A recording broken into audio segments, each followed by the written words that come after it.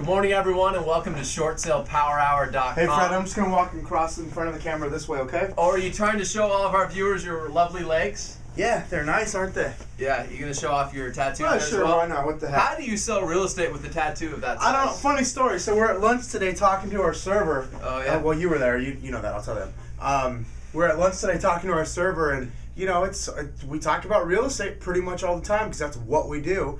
And so she's talking to us about how her mom's in real estate, and her mom's been pretty successful in real estate for the last 10, 15 years, whatever it was, and how she had an interest in it at some point, but her mom told her she probably couldn't do it because she's got so many tattoos and she'd have to cover them up or something. At which point I showed her my leg and said, well, I sold 150 houses last year. Yeah. Yeah.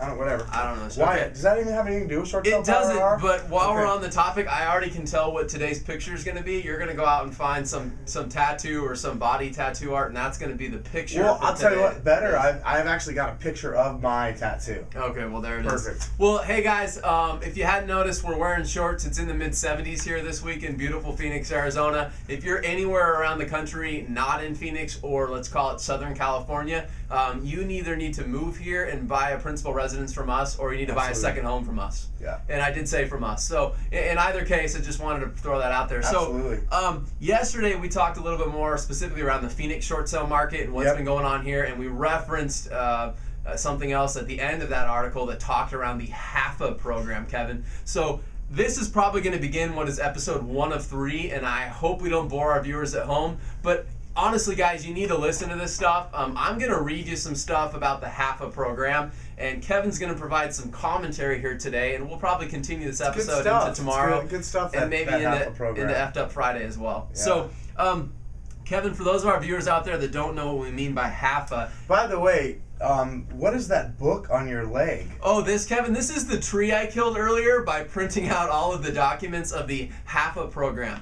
Nothing like the government, just to put it in nice 43 pages worth of writing. Our printer actually is... Is that where that smoke's coming from? That's what the smoke's coming from. Probably need a new toner already. All right, guys. So this is nothing new, but it's stuff that's not being talked about out there. The HAFA program stands for the Home Affordable Foreclosure Alternatives Program, and that will be the last time you hear me say that name. It is part of the HAMP program, which stands for the Homeowner Modification Program.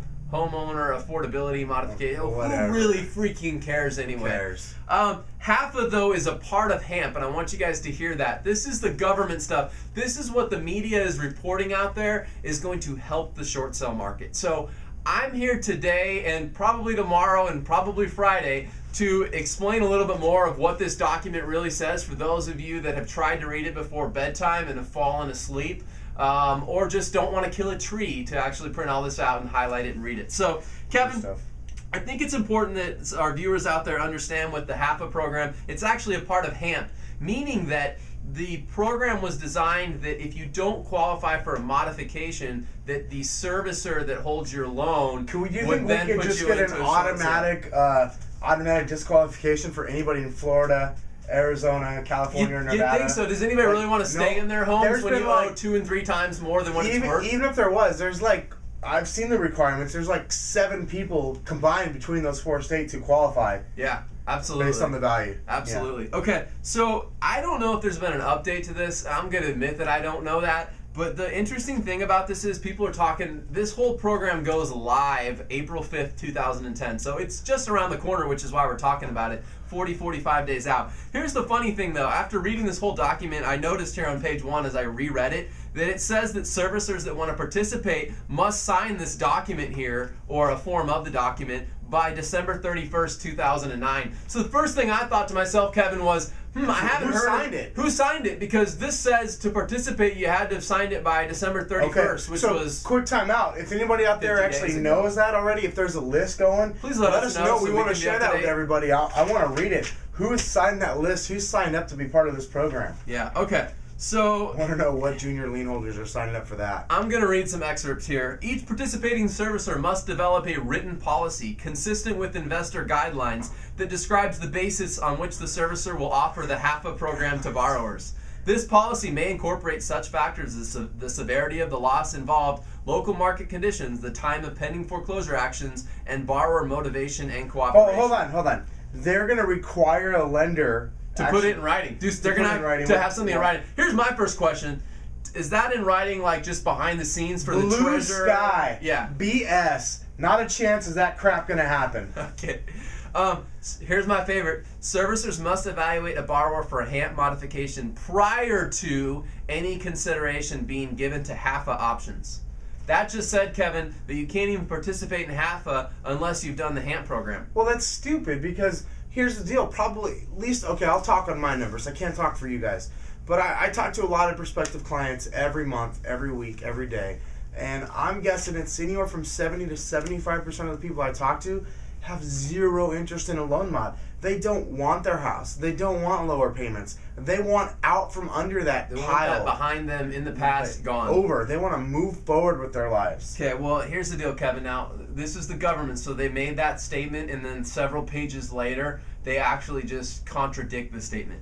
In the event that a borrower has an executed sales contract and requests the servicer to approve a short sale under HAFA before an SSA, they have this little document that they issue, it's called an SSA. That's what's issued after they've been disqualified or don't make their payments in a modification program. So if you've got an executed contract and an SSA hasn't been delivered, meaning you didn't go the loan mod route, then you actually can go ahead and evaluate them for a HAFA. You just have to fill out the alternative request for approval, which is known as the alternative RASS. Are you confused yet?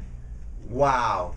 So basically there is no change. Yeah, okay. Well, I'm going to go a little bit more here in this episode. Because we don't even present offers till we don't present anything to the bank till we have an offer. So I want to just knock down one myth out there. I stated it like you had to do the HAMP program. You actually don't. There's an alternative, and let's be honest, guys, the alternative is going to be used more than the norm because the bottom line is most people aren't going to spend the time to go through the modification process. Most of them here in Arizona anyway are coming directly to us for short sale help. They don't want a mod. I'd say at least 70% of our clients are in that boat. At least. So here's some criteria to be considered for the HAFA program. It has to be a principal residence.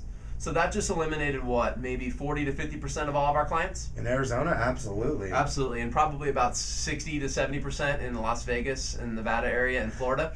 Yeah. Okay. The mortgage loan is a first lien. By the way, this was designed to help the masses, right? Yes, the masses. Oh, the masses with the exception of Florida, California, Arizona, and Nevada. It's got to be a first lien originated before January 1st, 2009, because who would want to do a short sale on something they just bought last year?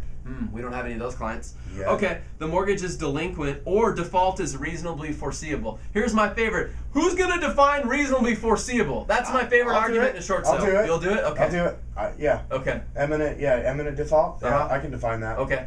Yeah. Okay. I'm going to take that one case at a time. Oh, thanks, Kevin.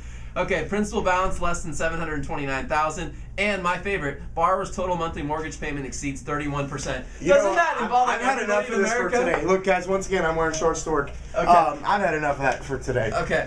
I have just a couple more here, Kevin.